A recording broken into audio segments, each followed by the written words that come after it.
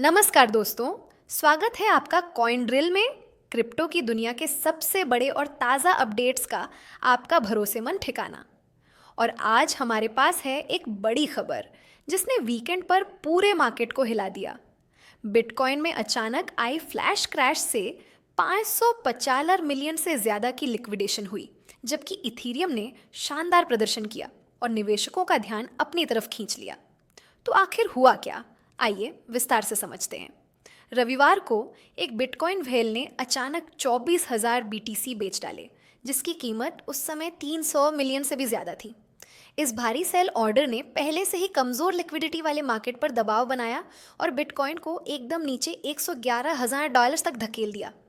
कुछ घंटों बाद बीटीसी ने संभलकर $112,800 के आसपास ट्रेड करना शुरू किया, लेकिन तब तक नुकसान हो चुका था। इस गिरावट के साथ ही लिक्विडेशन की सुनामी आ गई। अकेले बिटकॉइन में $228 मिलियन की पोजीशन साफ हो गई।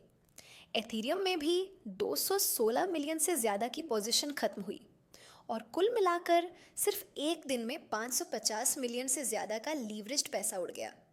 ये साफ दिखाता है कि क्रिप्टो मार्केट कितना नाजुक है, खासकर तब जब ट्रेडर्स ज़रूरत से ज़्यादा लीवरेज लेते हैं और मार्केट उनके खिलाफ चला जाता है। एक्सचेंजेस को मजबूर होकर पोजीशन क्लोज करनी पड़ी और पूरा खेल रीसेट हो गया। लेकिन कहानी का ट्विस्ट यहाँ आता है, एथीरियम।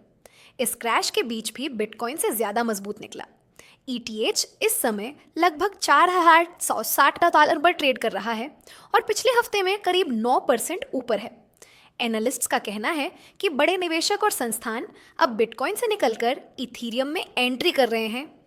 वजह है आने वाली फेडरल रिजर्व की ब्याज दर कटौती, जिससे ETH को ज़्यादा फायदा हो सकता है, क्योंकि इथीरियम का मार्केट कैप छोटा है और उसमें कैपिटल का असर ज़्यादा तेज़ी से दिखता है। BTC के COO जेफ मे ने कहा, इथीरियम लगातार ऊपर जा रहा है क्योंकि डीफाई और डैप टोकन निवेशकों का ध्यान खींच रहे हैं। BTC ETH रेशियो अब फिर से दिलचस्प लेवल्स पर पहुंच चुका है। सिग्नल प्लस के ऑगस्टिन फैन ने भी एक बड़ी बात कही, ETH डेरिवेटिव्स और टोकनाइज्ड एसेट फ्लोज बिटकॉइन की तुलना में ज़्यादा ग्रो कर रहे हैं। यानी साफ है कि इथीरियम अब सिर्फ एक ऑल्ट कॉइन नहीं रह गया, बल्कि ये वॉल स्ट्रीट का पसंदीदा ब्लॉकचेन बनता जा रहा है। हैशडेक्स के CIO समीर करबेग ने कहा, ईथर का नया ऑन टाइम हाई इस बात का सबूत है कि मांग अब सिर्फ बिटकॉइन तक सीमित नहीं है। निवेशक ETH को स्टेबल कॉइन्स, टोकनाइजेशन और स्मार्ट कॉन्ट्रैक्ट्स की रीढ़ मान रहे हैं। और अब आती है सबसे बड़ी बात, जो कभी बहुत ही ओवर ऑप्टिमिस्टिक 10,000 ETH टारगेट माना जाता था, अब उसे भी गंभीरता से लिया जाने लगा है। सिर्फ इस साल ETH में अब तक 45% की बढ़त हो चुकी है। तो अब सवाल ये है, बिटकॉइन भले ही फ्लैश क्रैश से गुजरा हो, लेकिन इसका खेल अभी ख़त्म नहीं हुआ। ऐसे क्रैश अक्सर कमज़ोर हाथों को हिला देते हैं और फिर अगली रैली की तैयारी होती है। लेकिन इथीरियम की मजबूती और इंस्टीट्यूशनल डिमांड ये साफ कर रही है कि ये साइकिल सिर्फ बिटकॉइन की नहीं होने वाली। अगर आपको ये एनालिसिस पसंद आया हो तो वीडियो को लाइक करें, चैनल को सब्सक्राइब करें और कमेंट में हमें बताइए, क्या इथीरियम इस बार बिटकॉइन को पछाड़ देगा या BTC अब भी क्रिप्टो का राजा है?